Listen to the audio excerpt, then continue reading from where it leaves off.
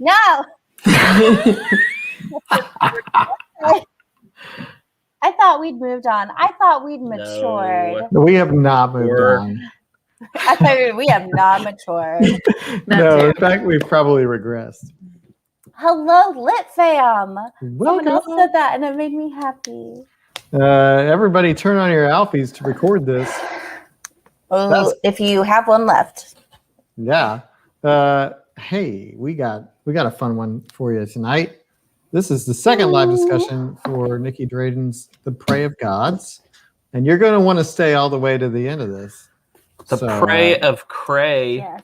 That's what I'm going to call it. The Prey of Cray. The Cray of Gods. The Cray. So Julie says she missed the first chat, so she's here for all the I love dim. I like that's way cleaner. There will be plenty. Don't worry. We have dim jokes. We have them on standby. We can even put one over us if we want to. Look at that. Well, holy moly. Is what is how I felt about the book. Let's get into it. I don't even know if we should do any sort of recap. I don't even know if I could, honestly. If I had to go back and step through this book, I don't know if I could be like, okay, here's what happened. Did you make one, Christy? Do you even know how to? Because I don't. No, I actually never make recaps for the final live discussion, so I don't know why you keep asking for them every time. But this one is special because no one knows what happened. Bethany says this book wrecked my brain. It did wreck your brain, Bethany. We've got dim-dims and brains and and holy moly. I took notes. Oh, again. I wish I probably should have. Again, I've made it habitual now. There was a lot of slow, long blinks after each chapter. I kind of feel like Nicky Drayden was taking Godsend when she wrote this. She was taking something.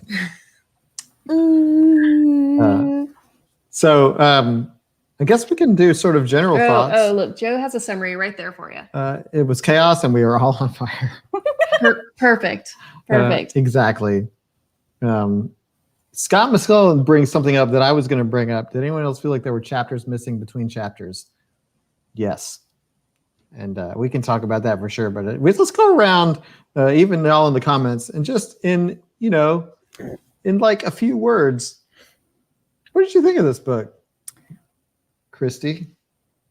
I liked it. It was a wild ride, and I was into it. It wasn't perfect, but I really, really enjoyed it. Yeah. No, I also enjoyed it, but I'm not sure what I like when I'm done with it, and I'm like, what did I read? And I think somebody mentioned in the discussion topics, they were like, this is just one that just kind of has to wash over. That's exactly how I feel. I think that was Adrienne, because that's kind of how I felt too. Yeah, I enjoyed it. This is definitely the weirdest book I've ever read. Yeah. This was I was telling Alex about, I was telling our eldest about this earlier, and I was like, I have to talk about this book tonight, and I don't know how to. I said, we've read some weird stuff, and this is even weirder. This is even weirder than what is the Murakami? Hard-barred Wanderer. Oh, yes. Even weirder than that to me. In fact, all I wrote was my main note for this book, since you asked me to sum it up in a few words. If you had told me that this book started with a kid mourning his foreskin and then ended with that same kid becoming a mega Muzi bot, then I would say you're on drugs. And then I read the book. Yeah. And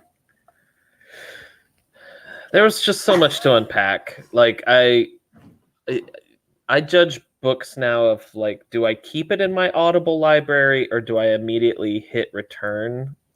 And I immediately hit return. It was just, I felt like she had some really good ideas, but it was like a wall of sticky notes of ideas as like a writer, and she's like, all right, what am I gonna do today? Yeah, I'm gonna turn this guy into Optimus Prime now. So yes, it was just to me it was very unfocused. I liked the robot stuff. You could take everything else and slice everything else off. Just give me the robot story. That's what I wanted. Actually, It's clever. He told me, yes, I do love clever for one. So he told me that earlier, and it made me think of next month.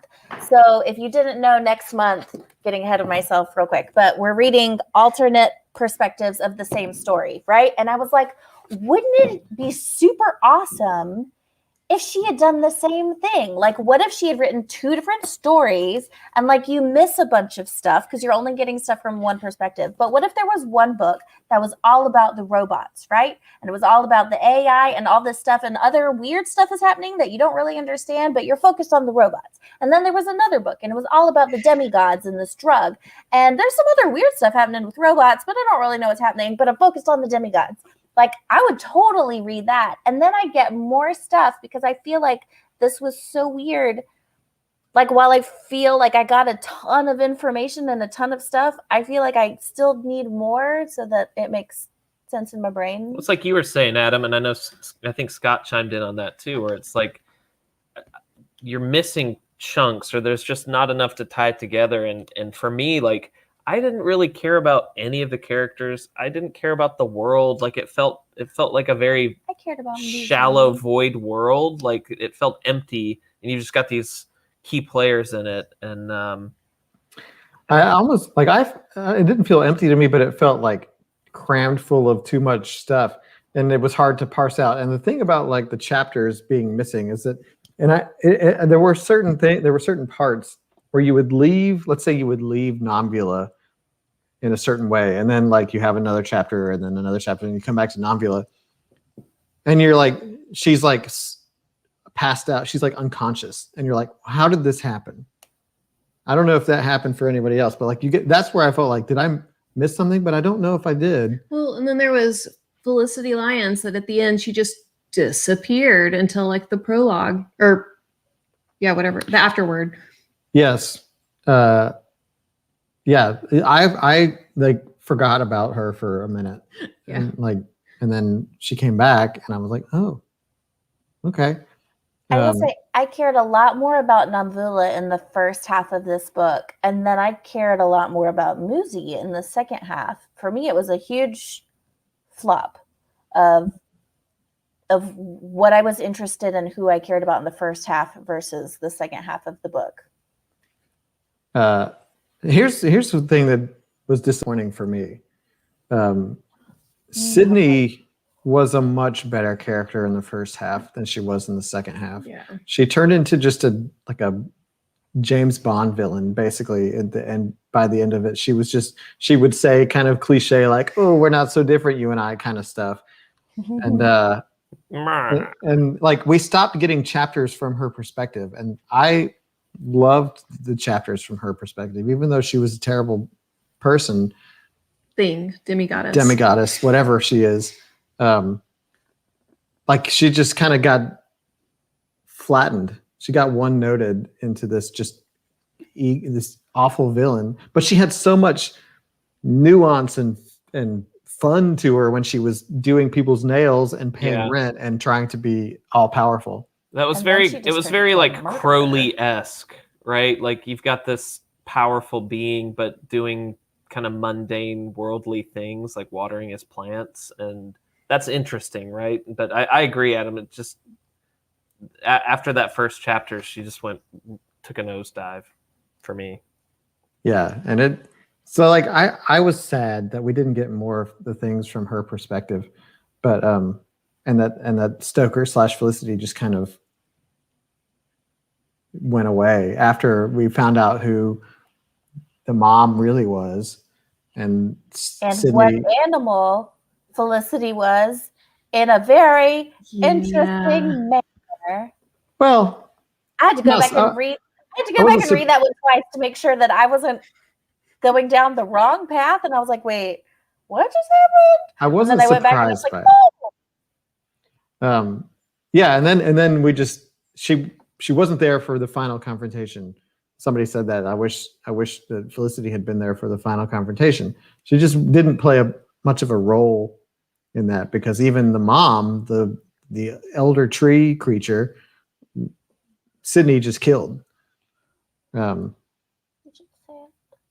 I was more sad about the tree dying. The one tree lady that we didn't even get to know. I was more sad about the tree dying than like a bunch of villagers.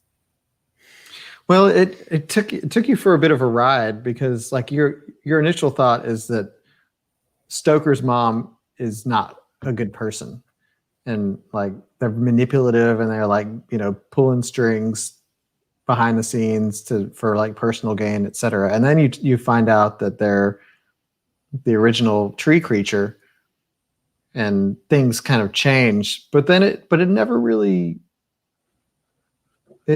explores that after that. And then you get the basically doesn't come back until the epilogue. And then she had baby Groot at the end. There were so many references where I like pictured that. Did anybody else? I just need to know, just one other person. Did one other person in their head during the demigod power fight out when things were happening to Felicity? Did anyone else in their head sing "My Anaconda Don't Want None"? Okay. I did not. No, I was not there with you on that one. One person did. I know you. You know, of all the things that entered my head during this book, Baby Got Back was not one of them. But Snake Dick. Right. No, I got that. But and then there were a lot of characters who had storylines, but like Rhea. Like what? Nothing. I was not talking to you. Go ahead. No. But Rhea, she was there. Uh-huh. She sang a very powerful note. Uh-huh. A high C. And that was that. But man, this book got weird, because like once the concert happened and everything went nuts, it just kept getting nuts. Talia, what was your metaphor that you were using? Oh, yes. I wrote Beyonce key changes. So if you are familiar with Beyonce's Love on Top, that song, if you listen to it, she's singing the chorus, and then halfway through the song, she goes up a step, and then she sings it, and then she goes up a step, and she sings it, and then she keeps going, and you're like, oh, instead of like one or two, she just does it for the rest of the song. And I was like, that's how this book is to me. The end of the book is like, oh man, that's weird. And then you think it can't get weirder, and you're like, oh man, that's weird. Oh man, that's weird. Weird. And it just keeps getting higher and higher. And it's Beyonce. And I hadn't read the second half of the book when you told me how you felt about that, and I was like, okay, I guess we'll see. No, you were 100% right. It just keeps, you have no idea where this book is going to go, and then it goes into a place and you're not even sure where it went. Like the whole afterlife thing, when they went into the thing with the cliff and the people trying to cross the cliff, but some of them couldn't make it, Indiana Jones in the Last Crusade style, and then they went into the garden and they start becoming plants unless they move.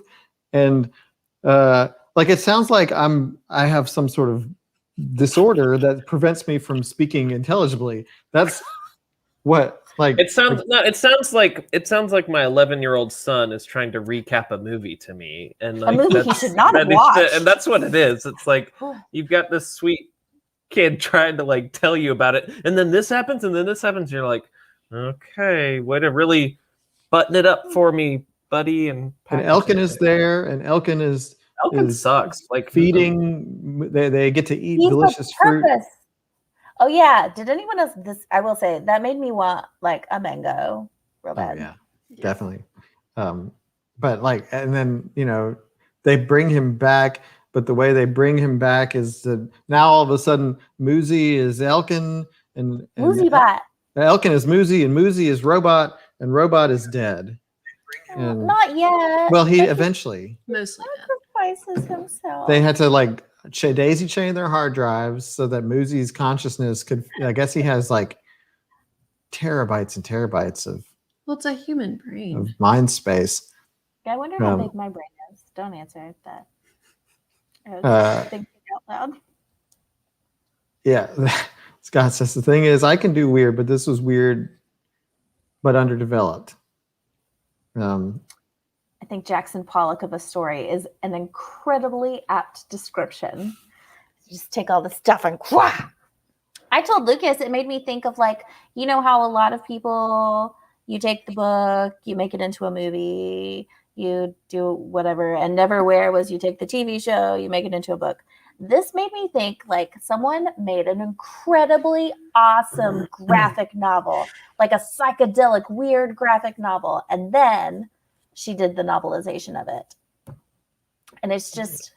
It was definitely paced like one. I could see how visually, like it could be one of those weird instances where like Visually, a movie would be way better than the book just because like you can't get it all out. There's so much you have to visualize maybe, but it would probably play out like one of the Beatles movies though. It's just like just random. Yeah. So we got a lot of people talking about Elkin in the comments and his character growth. And how do you feel about Elkin's growth as a character? He did not. He just didn't. He's smart-brained. That's it. Yeah, he was still him, but he had smarts. Smarts. Speaking of smarts and Moosebot, I did write down, here's another thing that it made me think of. I kept having reference. So during the Mega Moosebot thing, when he's fighting, is it Rhea or Raya? Rhea. When he's fighting Rhea, and then Elkin does something, and Moosebot like kicks Rhea's butt, and he's like, "How did I do that?" And he's like, "I uploaded jujitsu." Instantly, my brain went, Keanu going, "I know kung fu." Like yeah, I thought about that too. Yay! Okay. Well, and in the audiobook around that part too, where like his voice changes when he's like the robot, and the narrator sounds just like Optimus Prime, and it was like, "Let's roll out," and I was like, "Oh my god, what is happening right now?" Couldn't.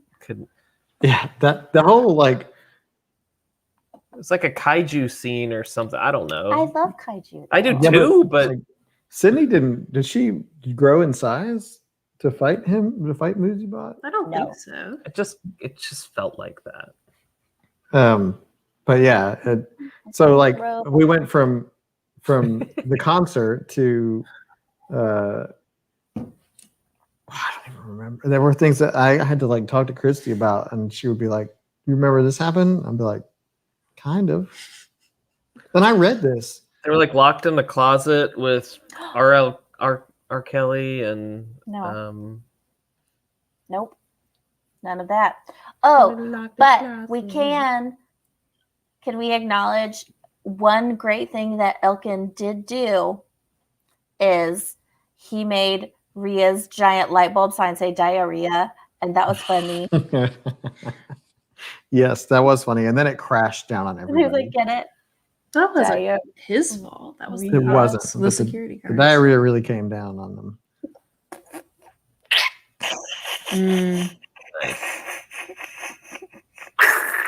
Poop. There's the top 10 moment.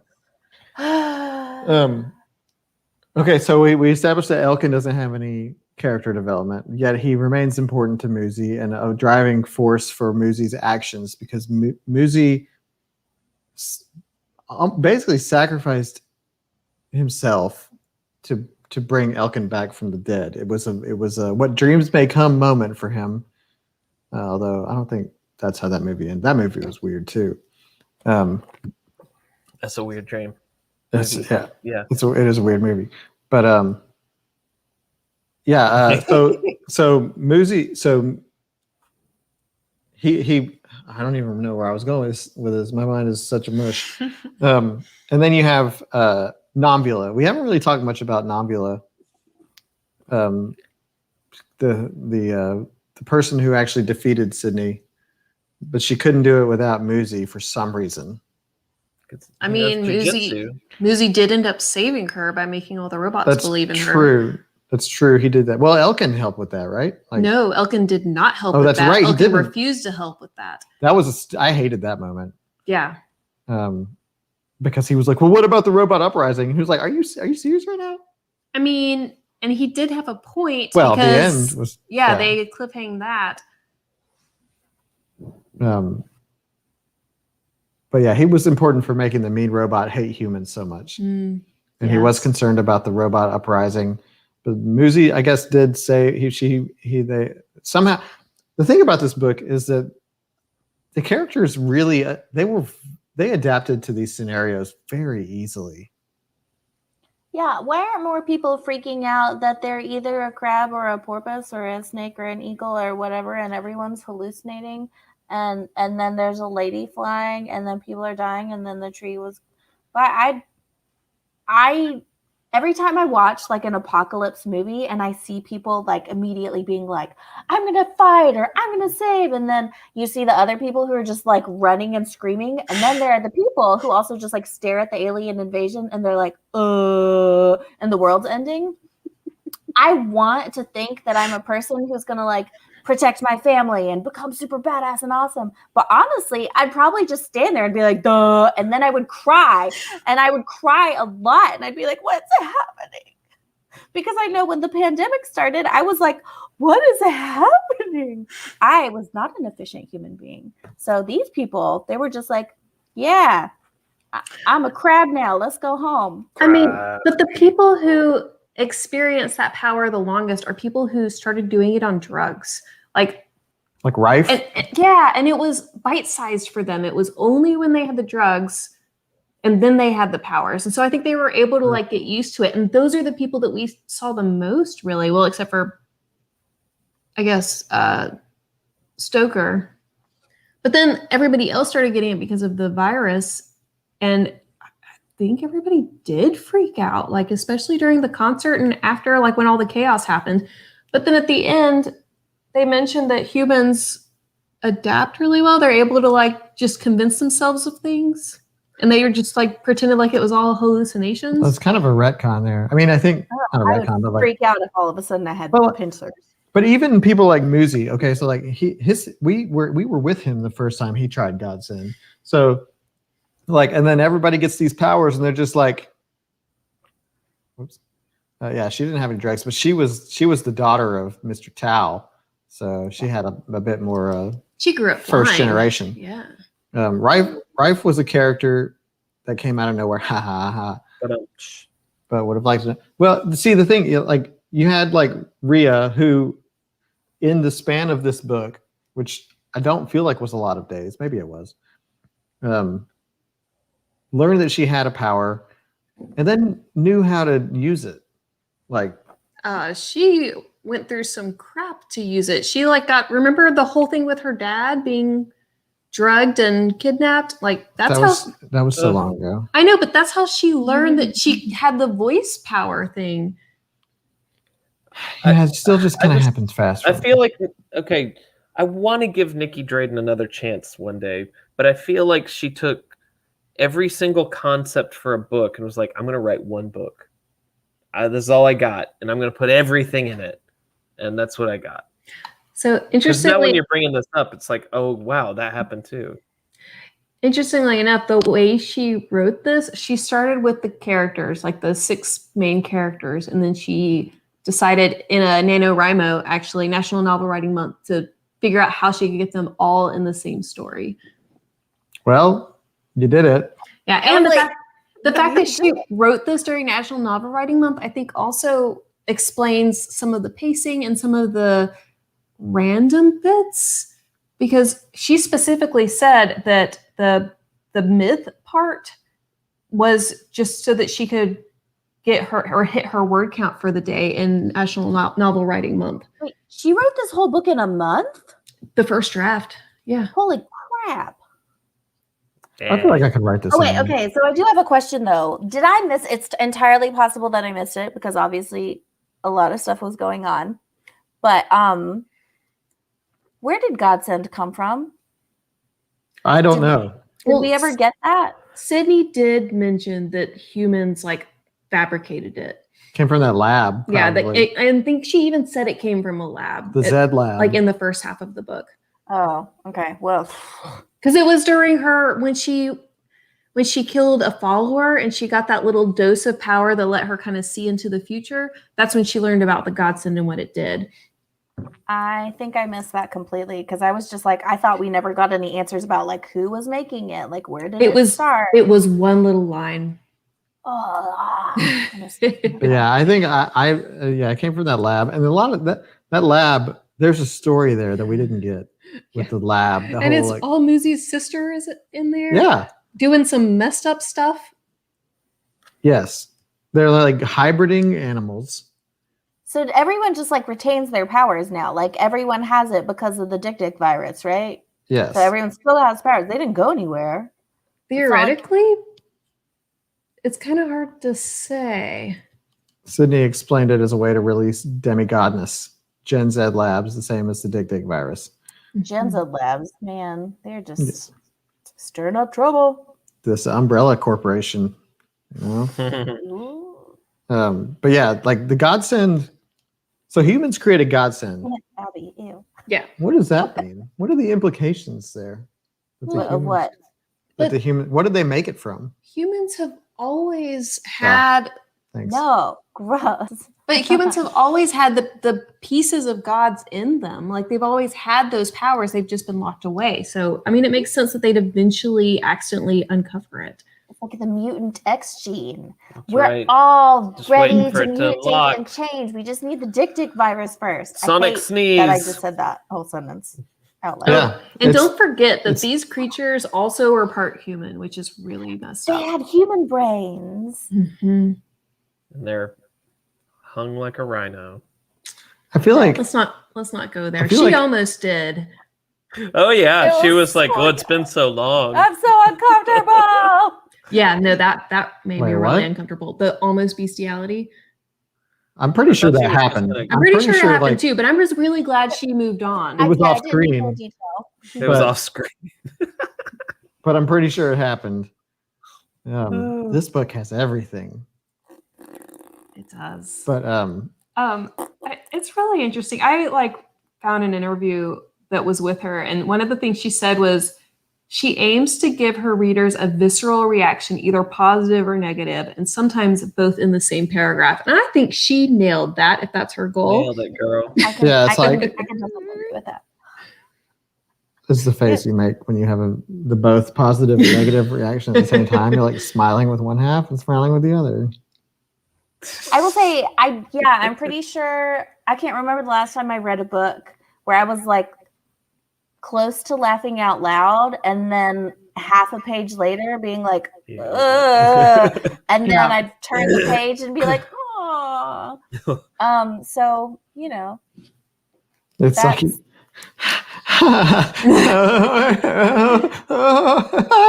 is how I felt about the book. Yes. But like even this discussion that we're having today is, I feel like I'm gonna look back on this like a dream that I'm not sure was real or not. Like just talking about this book, like I feel like the longer we go after having read this book, like, and this happens with a lot of books, but like this one in particular is gonna like fade like a dream. Like it started out kind of like one, like what did I just read? Did this happen? And like even now, like I'm waking trying to recall a dream and I can't do it fully. That's what this feels like to me.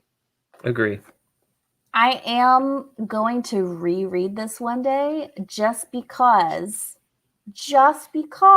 not like soon, we have too much stuff to read, but one day I just feel like I'm going to read it again and I'm not going to remember anything, and I'm going to have that same moment of being like, this is weird, this is weird, this is weird. And it's just, I did love that was this, Kristen, I agree. That was a funny part. Yeah. Like I liked a lot of Stoker's stuff, but then it just, I don't know. I was really into like all of the characters, like even like Rhea I was into their storylines and I was invested in everybody, and then it like went into places like it at least it was, at least for the first half, I was grounded. I had a ground to go to, and then it just left ground, and I had nothing to like. There was no constant. I didn't have my Desmond. Well, like it was really funny. It was a Lost reference. I finished the book a couple of days before Adam, and every time he would like stop reading for the day, he would be like, "Whoa, what is happening?" And I just had to sit there like, just wait. I really, really want it as a graphic novel now. I just think, minus some stuff. Yeah, let's see that. No. I mean, graphic novels do get pretty graphic. Snake We almost read Saga, and that one is pretty. I just want to see the pain where it's like it's over the shoulder with Stoker, and you see the snake coming out of this dress. Like, yeah, it's like But I do think a graphic novel would help me. Coming out of your dress, you would go, oh. I'd be like, this is so normal. I mean, who wouldn't? But yeah, that's as a graphic novel, it would make it much easier for me to visualize. But I think that this does read like a graphic novel. Like when we read The Umbrella Academy just was like, it was a little disjointed. It went super fast.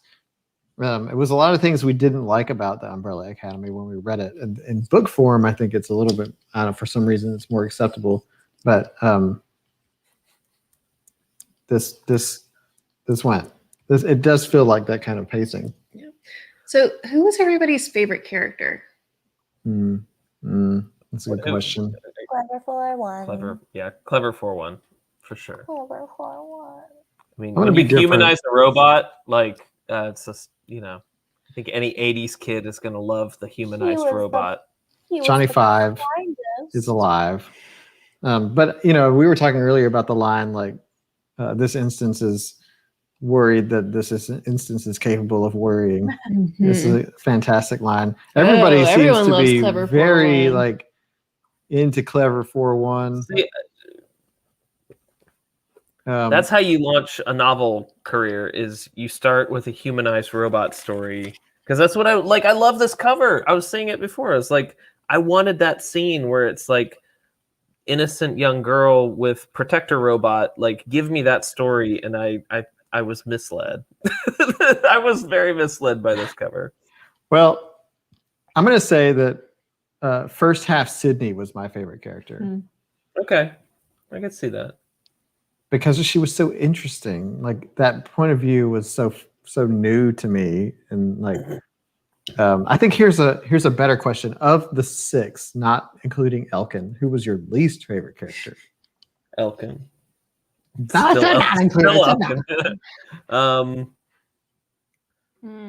Nomvula, actually. Like, I really liked all the characters. Like, I really enjoyed all of their points of view, and I kind of think Rhea was my least favorite. I loved Rhea's opening. Like, I feel like all these characters had really interesting opening scenes. She was like, I got it. Here's how I'm going to introduce this character. And then it just kind of fizzled. Because, like, even Moosey's, while it was very uncomfortable, like, it was a really interesting scene. Like, every character's first scene was really strong. And then they all just kind of, like, went all over the place. All right, I just want us to remember also, like, in case you didn't notice, the very, very end. And thankfully, so this instance at the very, very end is not Clever 4-1, right? This was Nomvula's, a different whatchamacallit, but it's scheduled. So whenever we have our book club meeting, January 28th of 2065, we have to remember that's when the total domination of humankind is happening.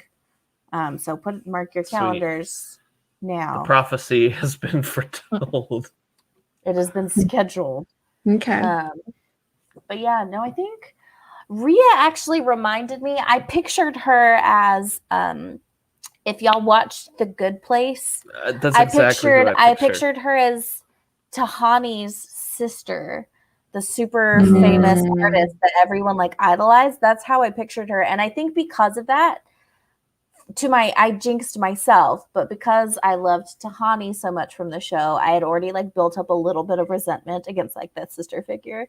And so I think because I pictured her that way, I shut her out a little bit while I was reading. I think Nombula was probably my least favorite character too. Yeah. And I wanted so much more from Stoker, like especially at the end. And I know I mentioned it earlier, but like I really enjoyed that character and I wanted more. And I was really annoyed that Stoker's mom kept like messing up his brain and memories and like making Stoker have a restart. It was just so frustrating because I just wanted to see what Stoker and Felicity and just what they can do. Yeah, that whole double life thing I found really fascinating, and I think his setups were the best. Like I actually was really into his character, and then it just fizzled, you know. Well, it more than just fizzled; it just disappeared.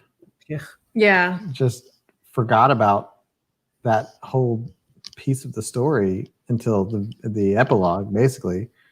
Yeah. I am still having a hard time letting go of the fact that he did think that he murdered his assistant.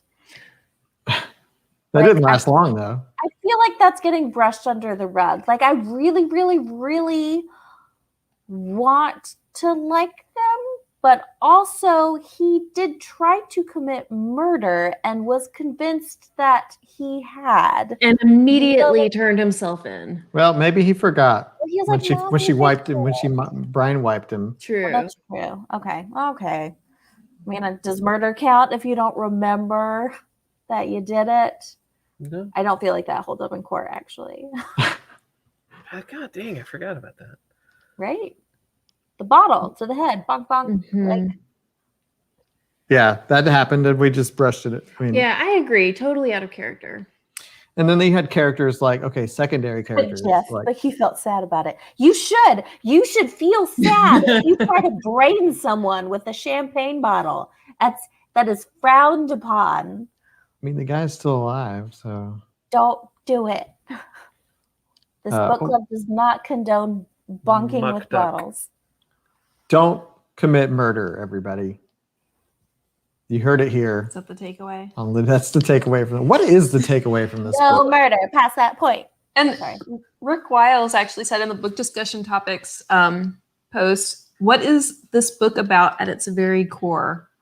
Yeah, I mean, other than like things Dick. like, there's a message with Musi about don't let your spark die out, which I thought was kind of nice, and that was kind of something about being there's a lot about being true to yourself, especially with Felicity. Yeah, a lot and of the with, characters grew a lot. Like Musi was able to embrace his sexuality and come out to his sister, and Felicity Stoker had an incredible personal journey, even like despite her mom, and yeah, and you had Rhea started opening up to people and stopped being a jerk. she stopped being what society what she thought was good for society, and they're all like about being. Rebecca has a good message. Say no to drugs. Yeah. Or depending on how you look at it, say yes. Superpowers. I like the There you list. go. That's perfect. Yeah. That's it right there. A great life lesson for everyone. Don't be a dick. Like this guy. What does a dick sound like, Adam? Can you make Probably that like- right now? That's no. Wait, it didn't have lips. Okay, go back. I'm googling. But yeah, like I'm googling so no one else has to. Don't Google what does a dick sound like. there is there is a theme throughout look at this Leanne's. about we all have divinity inside us. We just have to find it. Whether I like it's that. Nice. Yeah. whether it's through drugs or through a dick virus, Now do Scott's. poop happens. Diarrhea can fall on anybody. Oh. Ugh. But yeah, it's so we've got here's Julie's It's about how humanity is divine but also imperfect and is the architect of its own downfall and its own salvation. That's very good. Yeah. I could not have said it better. Did y'all hear that? Was that it? Oh my God, listen, I'm gonna put it in a microphone. This is a Dick seeing a leopard.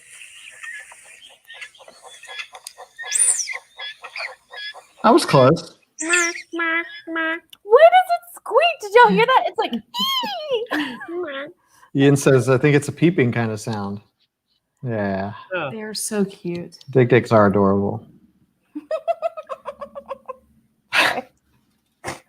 Never mind. Here's the takeaway that Bobby There it is. got from it. If you want to have sex as a crab with your dolphin lover, do drugs. There's our t-shirt. Yeah, the t-shirt of the month. Um, I would love to see someone walk in with a t-shirt with that and they'd be like, what the hell are you to Thanksgiving dinner? with this picture on it. Yeah, with that picture on it. There it is. I would Take buy that- that t-shirt. No. Take that screenshot. The I best would- Give there's your a shirt right there. thumbs up if you'd No. wear that t-shirt right there. No. That was beautiful. Yeah, sounds like a chicken. Says can't. I have never heard a chicken go. We've got more messages. So this book is rife with messages. Rife. Ah. I also thought a message was just because someone is in authority does not mean they have more truth than you. It's good, Ashley. Ashley had another good one up there. I can't recall what it was, but those are deep.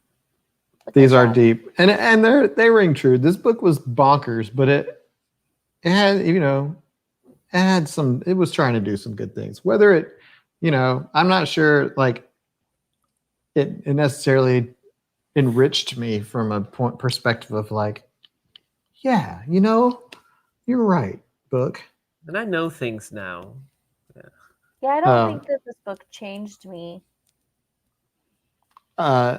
And I think there are varying degrees of success based on what they were attempting. That being said, it is unique in its weirdness. And for that reason, I am really glad that I read it. This is a really good takeaway. Be nice to your electronics. Don't treat them like property and things, because if you do, they will come back and kill you. They will rise up against you. You're my best friend. You're my best friend too. I love you. Phone and headphones I'll give and you some microphone keys later if you want. and mouse and video game controller and Nintendo Switch. You're my best friends. Actually, the Nintendo Switch This really is true. is your best friend. This is true. I'm just glad we don't have any electronics that have arms. Yeah. But if we did, I'd love you too.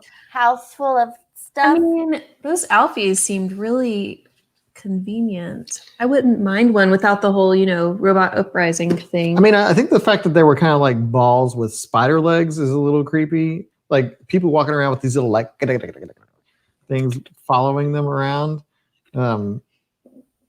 But they did sound, they were like weirdly kind of sentient pet versions of your smartphone.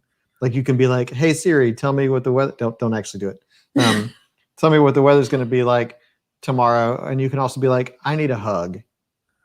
Look, Joe's already playing kiss ass so he knows that they're watching his comments right now, and so he's already polling for his position as like the human muck cleaner, so he stays alive. I mean, I'm pretty sure that after this live stream, when the robots do uprise, they're going to remember this, and Literally Wasted Book Club will be elevated, will be like favored, because we're sitting here on the record saying, please don't kill us. So I'm seeing Ashley said, I'm glad I read it. I'm not compelled to read the next one. I assume this is a standalone, correct? Yeah. Yeah, so no worries there. I mean, Everybody. she did leave it open if she wanted to move forward, but I don't think she has any plans to do that at this point. She's probably got to replenish her supply of hallucinogenics. I mean, but she has more than one book. She has like at least 2 more novels. One is a series, like a space odyssey, and then she's written a ton of short stories. Scott actually mentioned that he's read a couple of those and that they were. I think he said he preferred them. So I think I'm going to read another Nicky Drayden. Yeah, I was looking her up on Goodreads, and there's one called The Hero of Nambani. Yeah. And that looks really cool. I think I might have to add that to my list. It has great reviews so far, and it's something similar. I think there's a lot of robots and some cool stuff happening, and I really dug. I will say, I really loved the blending together of the fantasy elements and the sci-fi elements in this book. I liked. Oh yeah, me too. Yeah. So yeah, I think this book did hit a sweet spot for me. Of you can hear the time is nigh. The dog is drinking. But yeah, this book definitely hit a good balance of like fantasy and sci-fi. And I was a little worried that it was going to be mostly sort of fantasy-esque, but it was better. Thank God for the robots. Well, and I actually found Right? this Q&A with her, and someone asked her, did you write a fantasy or a science fiction book talking about this book? And she said, in my mind, science and magic are pretty much interchangeable, which is probably why I enjoy combining them so much. Is a robot gaining sentience magic? Is creating a new species of animal in a lab magic? How do those things differ from a deity bringing trees to life? If magic is simply acting upon forces that we don't yet understand, why does that make it fantastical? I love that. She didn't answer the question at all, but I think it's both. It's just both. I thought you were going to say yes. So if someone's like, did you write a sci-fi or a fantasy book? And she'd be like, yes. Yeah. Yes, I did. I did both. I did really enjoy the mixing of the two, though. Yeah, I feel like that's hard to find. I feel like a lot of authors think you have to lean all in on one or the other. And why? If it's your book, can't you just write whatever you want? I feel like this is proof that you can. You can write whatever you want. Yeah. And Joe being worried that it was going to drag on. It did not. Oh, no. There was no dragging. In fact, they could have slowed down a little bit. Yeah, in fact, it dragged me along. Like I'm like, please stop. And it's just like, no, we got to keep going. It's going to get weirder. But all this like confusion is to say that like I did enjoy it. Like I'm with you, Talia. Like I enjoyed just getting so far out of my own comfort zone with this book and just delving into such a weird, unique thing that I am glad for the experience. That's sort of like, I wouldn't say it changed me, but like, I'm really glad I read this, and we all survived it together. Because this is something that I couldn't have read if I didn't have anybody to talk to about it, or else I would truly have gone insane. Yeah, I would have. If I had read this by myself, Adam would have heard all about it. I would have committed her because I would have thought she had lost her mind. She had tried to like describe things to me. I would have been like, oh no, what? Lucas is doing a Pantene commercial over there. Yeah. Trying to get some bits.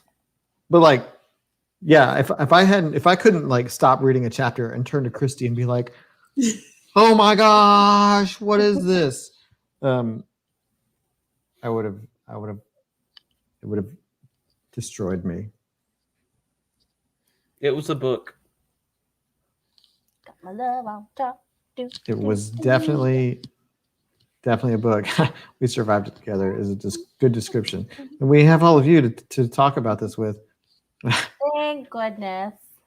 When I read books like this, I force book discussions on my husband and friend. It's amazing they keep me around. Yeah, like it's a shame that we don't have some sort of like vlog that's just like after reading a chapter, I'd turn on my phone. If I was a vlogger, I'd be like, hey guys, I just finished the chapter and let me tell you what happened. Because like I feel like you miss something when you don't get that like immediate. Like I finished it yesterday, so it's still a little fresh. Lucas, when did you finish it? Oh, today, totally. I'm not gonna lie. I finished it I've been 13 days ago, so I will it's a little say blurry for me. the past couple books I've been down to the wire for every single one, just because I've had my hands so full with other stuff that it's just. Bobby is speechless. Ah! Too. For some reason, your comment didn't show up. It was just a space bar enter. Yeah, I mean, it I just think looked it's like the Blair fair. Witch moment. You would see up my nose, and I'd be like, Leanne finished it before the first discussion. Whoa. When did you finish it? Monday. Monday. So it's still a little fresh, but still like nothing beats that, like right after you finish the chapter where they go into the afterlife and try not to become trees by staying still too long. I gotta say, the afterlife parts I could have done without. They dragged on for so long, and they took me away from like real life, and I was really invested in like what was happening. Same. Forget what happened to the Elkin tree. He like peeled it. Yeah, he dug it up, sort of like peeled the bark off of it. No, And he like after they came back to the real world, and he brought sad, fugly carved tree with him, like the carved version of Elkin. Yeah, Elkin went into Moosey's body, and Moosey went into Clever for one. So okay, so the tree was just like metaphorical. It's just like his soul. It's not like yeah, a real log. Okay. yeah. Or that It's was my not understanding of it. similar. I finished it the day after our last discussion, so it's all kind of like Adam said. It's got that nice dreamy quality to it. Yeah, you're like trying to recall a dream. And Julie, this is how I felt too. I really enjoyed this book. It was funny and poignant and fascinating blend of mythos and sci-fi. It's like nothing I've ever read before, and I'm glad to have it in my repertoire. Yes, that's a quote you could put on the back of the book right there. Yeah, I will say, I had to sum up each half in one word, and I know that we've reiterated this a bajillion times, but so for me, the first half was wild, and the second half was weird, and they're not the same thing. But if I had to choose, I honestly, even though it was heavy and dark, I think I enjoyed the first half of the book better than the second. I did too, because it was grounded. Yeah. And then the second half happened, and it just took off. It like left me, and I felt like I was trying to keep up. Like I said, it just went on without me, and I was like, wait, no. But I agree with you in that like the afterlife part was kind of a dip in my interest, and like every time we went back to it, I was like, when are they just going to come back to normal? Yeah. So I'm looking at the quote on the back of the book. Oh yeah, and I it mentioned says that last discussion. What? Her weird stuff. No. No. I'm looking at the quote from Martha Wells, and she says, it's a fabulous debut from an author I hope to see much more of. So I'm assuming then that I did not realize this is Nicky Drayden's first novel. So gross. So that honestly makes me even more excited to read some of her later work, because if this was the first, then yeah, like things only like alter and increase. I'd love to see what her writing is like, after a few more books worth of experience, Yeah. Well, and she wrote this, the NaNoWriMo that she was in was 2009. So, I mean, she's definitely had a chance to grow. And Lily says, I like the afterlife theme. It isn't like the other Western ideas of the afterlife. Yeah. I mean, in that sense, in its depiction of the afterlife, I can appreciate. I think it's what it did to sort of the pacing of the story that I wasn't such a fan of. Yeah, what Mr. Tao, it's just we're just gonna leave. That's just unexplained, I think.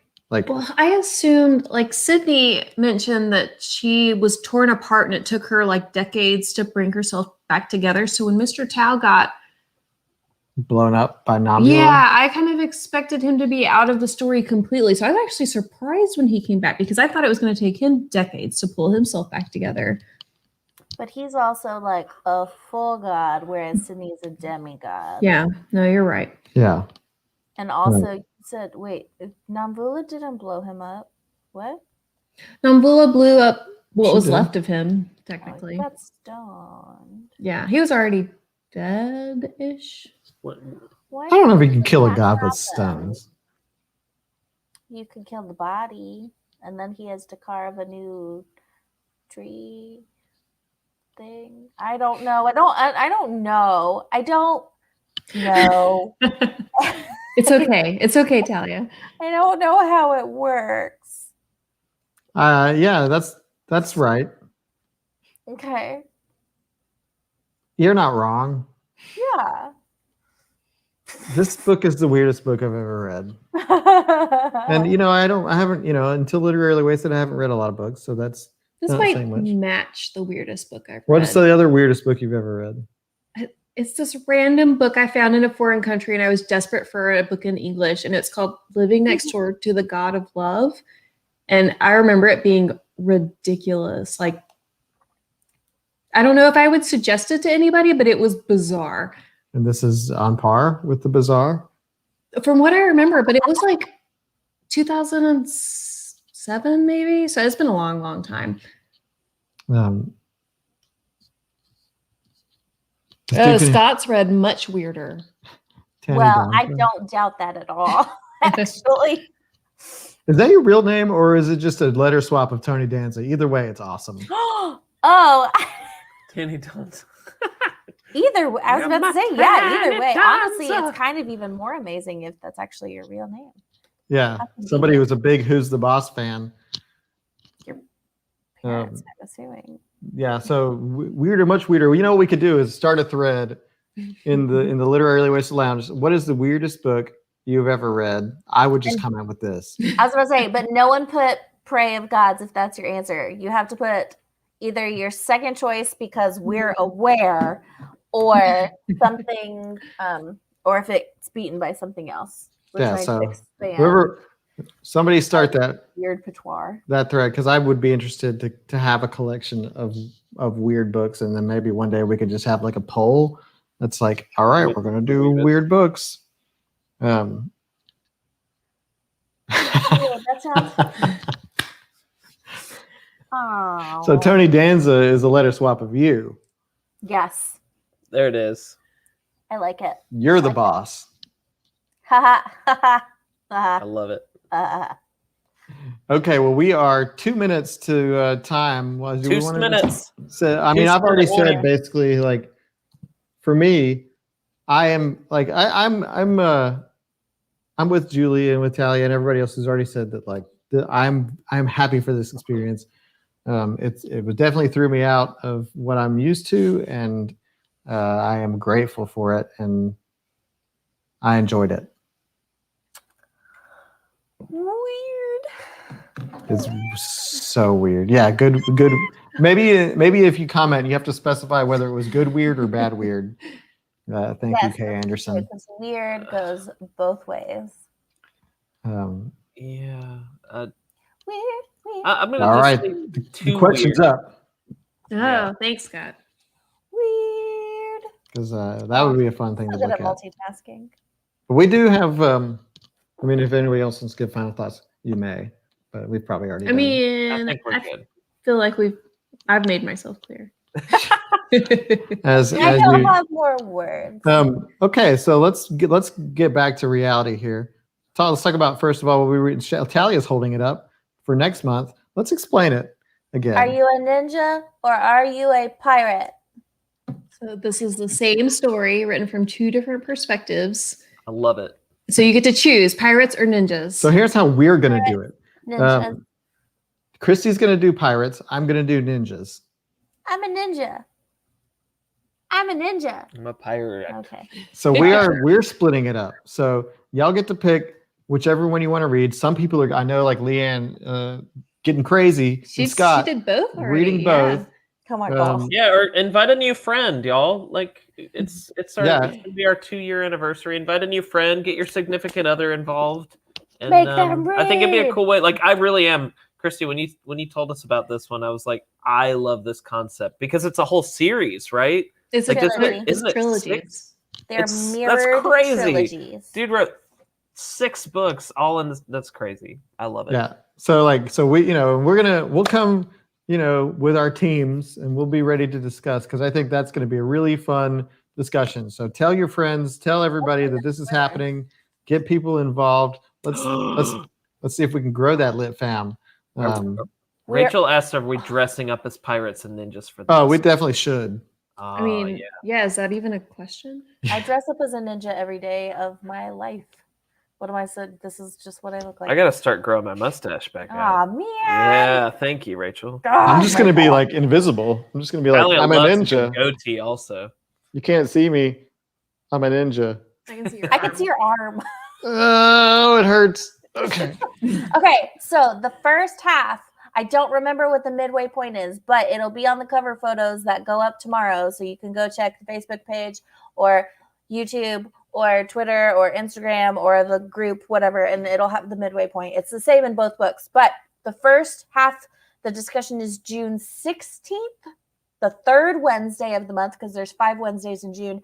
And then we'll talk about the second half, June 30th. It's going to be super fun. Philip's going to get his Teenage Mutant Ninja Turtles costume. That's fine. Excellent. That works. But, It's got ninja in it. It's true. up to chapter 12.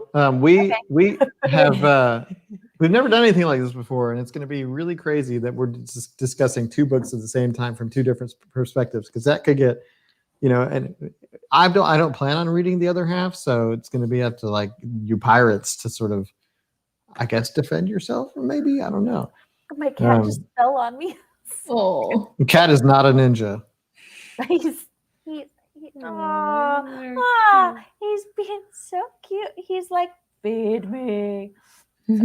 But we do have another thing that we I was want going to to say, tell you speaking all of about. things that we've never done before.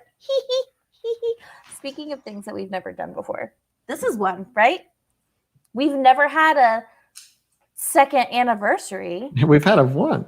So this June marks the 2nd anniversary of Literarily Wasted. So we can't just let that pass by without doing some fun stuff.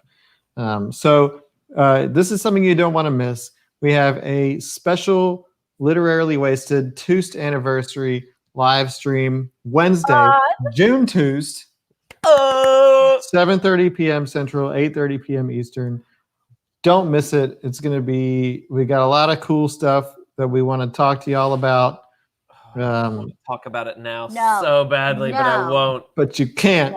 No spoilers. Pass right now. So y'all know it's coming. Y'all know it's coming. So we got some fun stuff coming out for you. Some stuff that you might already know about, and some stuff that you probably don't know about. But it's going to be a lot of. It's going to be fun. We're going to go big and celebrate our 2nd anniversary in style, because y'all, we have been doing this for 2 years, and whether you've been with us for the whole time or 2 days, we are very grateful to. Should we bring shots to take?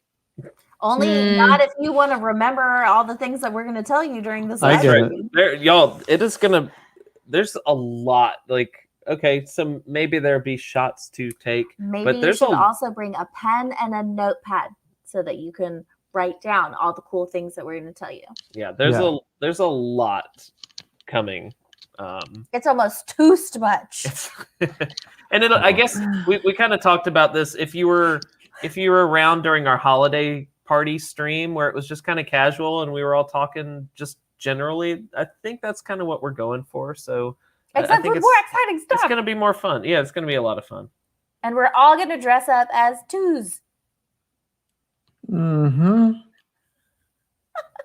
That's right. Yep. Just watch. On a Tuesday. Is that No, it's a Wednesday. It's a Wednesday. Yeah, it almost Dang lined up. Damn it. We could have had Tuesdays. But it is the 2nd. So remember, June 2nd. That's June 2nd for those of you who aren't in on the inside joke. Kristen, I was joking. You don't have to take notes. Show up. It's a winky. It's a winky. Is that, or is it that's a drinky face? I don't know. This is a winky. This is a drinky. Get ready. Get ready, y'all. Lots. So yeah, it's gonna be fun. So write it down. Do whatever you have to do. Put it on your calendar. We should also probably put it on our calendar. It's already on our calendar. Okay, good. Christy, you're on it. But we'll make a post on the Literally Wasted page and in the Literally Wasted Lounge about it. I should make an event. I'll write that down. And make event. Gotta make a graphic for it. It's gonna be a thing. It's a thing we're gonna make a graphic for. Make a graphic and event. Look, okay, now it's gonna happen. I wrote it down. We're gonna have lots of graphics for that one. Graphics. We're gonna tighten up the graphics. Nobody gets that. Is that a Star Trek reference? It's a video game. It's like a video game design college commercial from like. I just got to tighten up the graphics on level 3. Nobody. Way to end the stream on a womp womp, Adam. We can end it with a dick dick. Oh. Now we know that they go. If they see a leopard, they have to warn all the other dick dicks. Okay. Well, that's us. That's us. That's it for us. That's it. For tonight. Please, we'll see you next week. Tune in and So exciting. on And Wednesday. I apologize for the high pitched noises. So thanks as always for joining us, and we'll see you soon. Bye bye. Bye, everybody. June Toost.